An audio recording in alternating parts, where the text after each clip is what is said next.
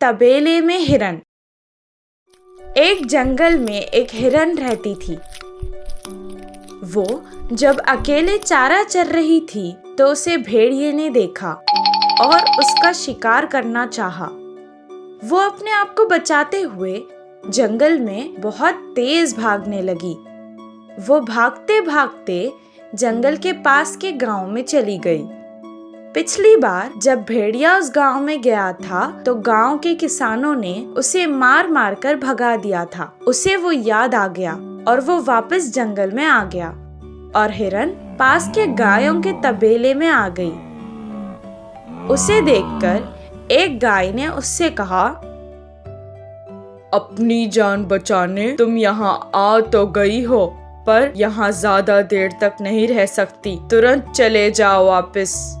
हिरन ने जवाब दिया, दोस्त, मैं अपनी जान बचाने यहाँ आई थी। जैसे ही सब ठीक हो जाएगा मैं वापस चली जाऊंगी। बस कुछ समय यहाँ रहने दो। हिरन की ये बात सुनकर गाय ने उसकी बात मान ली। कुछ देर बाद काम वाले वहाँ आए और गायों को चारा पानी डालकर चले गए, पर उन लोगों ने वहाँ उसे नहीं देखा।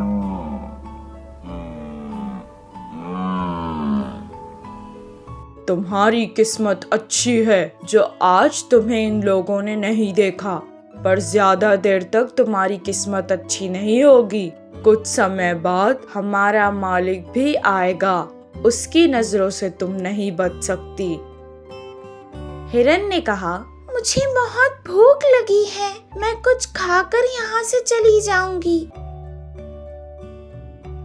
ये सुनकर गाय ने कहा, मैं इतना भी कठोर नहीं हूँ कि तुम्हें भूखा यहाँ से भेजूं। चलो खा लो तुम्हें जितना खाना है, पर मालिक के आने से पहले यहाँ से चले जाना। वो गायों के साथ ही चारा चरने लगी। तभी वहाँ मालिक आ गया। वो सोचने लगा कि मेरे गाय क्यों भूखे हैं? जितना चारा हमेशा डालता था उतना ही तो आज भी डाला, फिर भी ये क्यों भूखे हैं? ये कहकर वो जांच करने लगा। जैसे ही उसने गायों को और देखा तो उसे हिरन के सींग नजर आए और वो सोचने लगा कि इस हिरन की वजह से ही उसके गाय भूखे हैं। तुरंत उसने अपने काम वालों को बुलाया और उसको पकड़ने का आदेश दिया। वो खाना खाकर जंगल वापस ही जाने वाली थी कि उसे मार पड़ने लगी। वो किसी तरह जान बचाकर वापस जंगल आ गई। वो सोचने लगी कि अगर उसने गाय की बात मान ली होती तो आज ये दिन नहीं आता। गोपी को साधु की सलाह। नंदापुर नामक एक गांव में गोपी नाम का एक लड़का रहता था। वो बहुत कामचोर था। वो हर काम को आसानी से बिना मेहनत के करना चाहता था। मेहनत का काम उसे बहुत मुश्किल लगता था। उसे घूमना फिरना और मस्ती करना बहुत पसंद था। वो हमेशा गांव के बच्चों के साथ फिरता रहता था। उसके माँ बाप उसके लिए बहुत चिंतित थे। वो बस अपने बच्चे को सुधरता देखना चाहते थे। एक दिन उसे गांव में एक साधु मिला। साधु को गोपी के बारे में पता था। उसे सुधरने के लिए उसने उसे एक सलाह दी। तुम बहुत अमीर हो जाओगे अगर तुमने मेरी ये बात मान ली तो। अपने गांव के बाईं तरफ एक आम का पेड़ है, उसके 10 कदम पर अगर तुम खोदना शुरू करोगे तो तुम्हें वहाँ सोने का खजाना मिलेगा।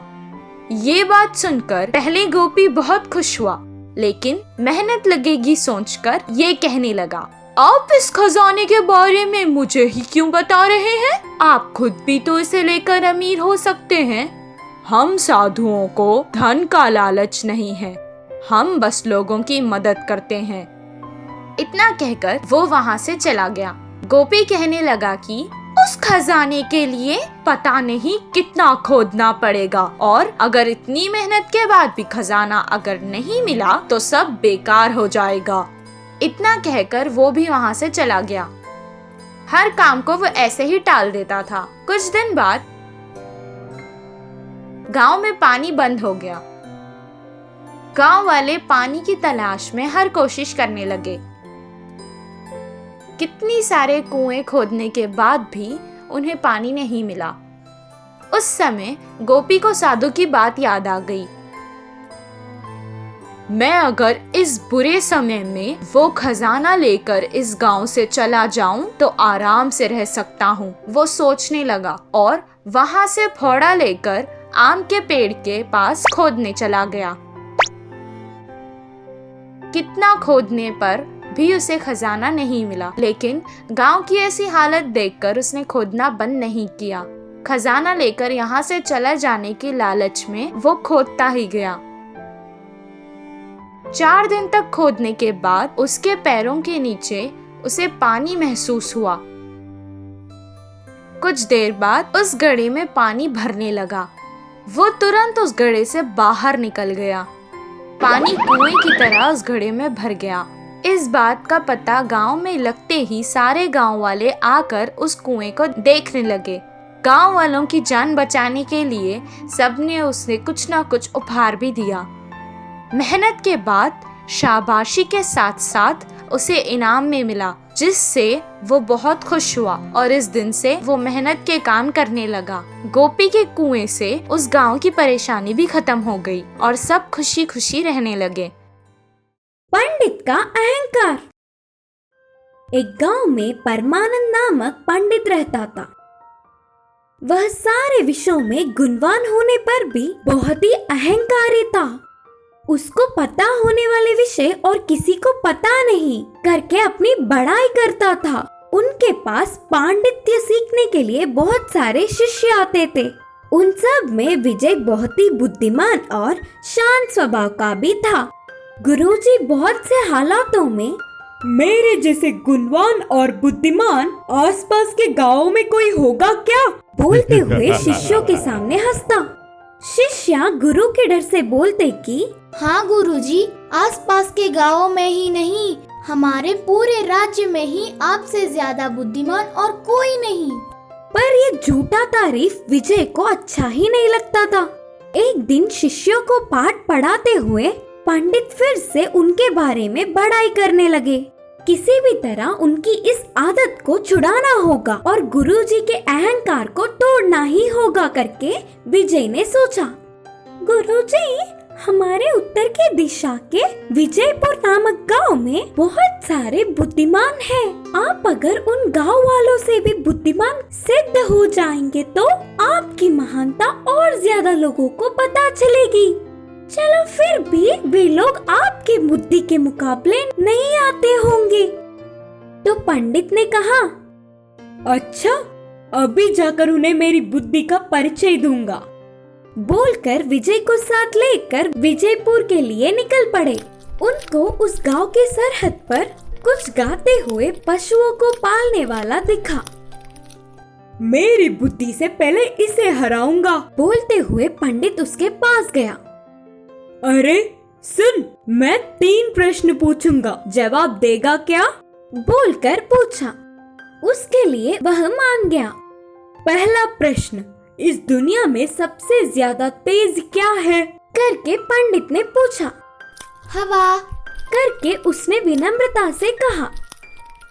दूसरा प्रश्न, सबसे उत्तम जल? गंगा जल। तीसरा प्रश्न, सबसे ज्यादा उत्तम स्पर्श क्या है? चंदन की लकड़ी से बनाई हुई। बोलकर उसने जवाब दिया। अब पंडित ने कहा, शाबाश, मेरे दिल में भी यही जवाब थे। तुम बहुत बुद्धिमान हो। बोलकर उस आदमी से कहा। पंडित की उन बातों से वह गिर गिर कर हंस पड़ा। तो पंडित ने गुस्से में पूछा, क्या हुआ, क्यों हंस रहे हो? तब उसने कहा, क्षमा कीजिए, मेरे गलत जवाबों को आपके सही बोलने पर मुझे हंसी आई। तो उनके सही जवाब बोलोगे? करके पंडित ने जोर से पूछा। इस दुनिया में सबसे ज्यादा तेज दिमाग है। सबसे उत्तम जल रेगिस्तान में मिलने वाला और सबसे उत्तम स्पर्श माँ की गोदी। उसके इन जवाबों से पंडित चौंक गया। यही इतना बुद्धिमान है तो पता नहीं विजयपुर गांव के लोग और कितना बुद्धिमान होंगे। सोचकर हार मानते हुए लौट गया। ऐसे गुरुजी का अहंकार पूरी तरह से टूटने पर विजय को बहुत खुशी हुई। इस कहानी की शिक्षा है कि अहंकार का कोई लाभ नहीं।